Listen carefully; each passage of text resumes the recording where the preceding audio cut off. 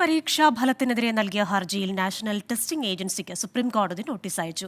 പരീക്ഷയുടെ വിശ്വാസ്യത ചോദ്യം ചെയ്യപ്പെട്ടെന്നും ചോദ്യങ്ങൾക്ക് മറുപടി വേണമെന്നും സുപ്രീം കോടതി വ്യക്തമാക്കി. ഈ വർഷത്തെ മെഡിക്കൽ പ്രവേശന പരീക്ഷ റദ്ദാക്കണമെന്നാണ് ഹർജിയിലെ ആവശ്യം. ഡൽഹിയിൽ നിന്ന് വിവരങ്ങളുമായി ചേരുന്നത് നിതിൻ അംബുജനാണ്. നിതിൻ, വലിയ രൂക്ഷമായ ഒരു പ്രതികരണമാണ് സുപ്രീം കോടതി ഇപ്പോൾ നടത്തിയിരിക്കുന്നത്.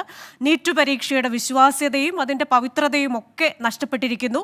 നാഷണൽ ടെസ്റ്റിംഗ് ഏജൻസിയുടെ മറുപടി വേണം. അതേസമയം കൗൺസിലിംഗ് നിർത്തിവെക്കാൻ ആവശ്യപ്പെടുന്നുമില്ല. ഇതല്ലേ ആ നോട്ടീസിന്റെ സാരം?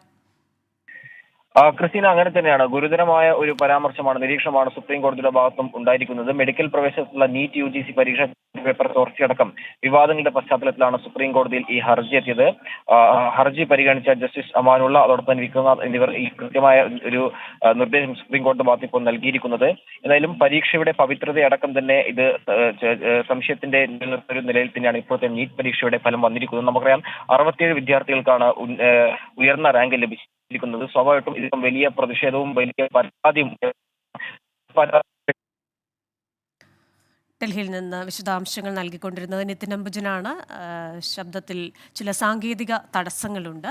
എന്തായാലും ഈ വാർത്ത സുപ്രീം കോടതി അയച്ച നോട്ടീസുമായി ബന്ധപ്പെട്ടാണ്. നാഷണൽ ടെസ്റ്റിംഗ് ഏജൻസി ഈ വർഷത്തെ നീറ്റ് പരീക്ഷയിൽ എന്തെങ്കിലും ക്രമക്കേടുണ്ടോ എന്ന ആരോപണത്തിൽ മറുപടി പറയണം എന്നാണ് സുപ്രീം കോടതി പറഞ്ഞിരിക്കുന്നത്.